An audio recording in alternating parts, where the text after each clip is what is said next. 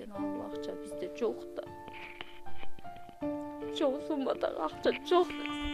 أمي ثم أمي لحد آخر يوم في عمري.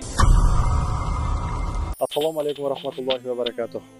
Алжардам кайрымдуулук фонду бүгүнкү күндө болсо да өз ишин улантууда. Алжардам кайрымдуулук фонду 32 жаштагы Аида эжекебизге коомчулук менен бирге жардам колун үчүн келип отурабыз.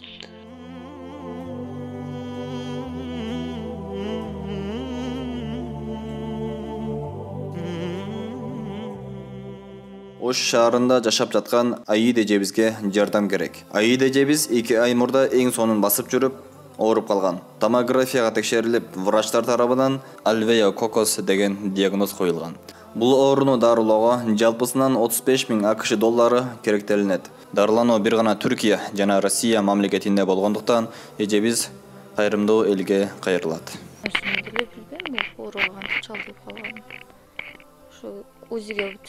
Koyun деп барсам, ушул чыгып калды.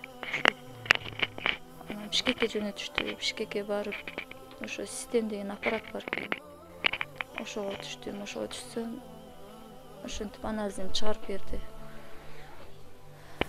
Түркияга же немеге Россияга деп, анан уже азыр Россияга сүйлөшүп атышат экен. 35 000 доллар сурап атат экен. Ал акча бизде жок да.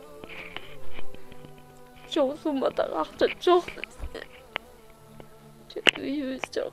Satqınga iş nersemiz çok. Kvartirada yaşayız.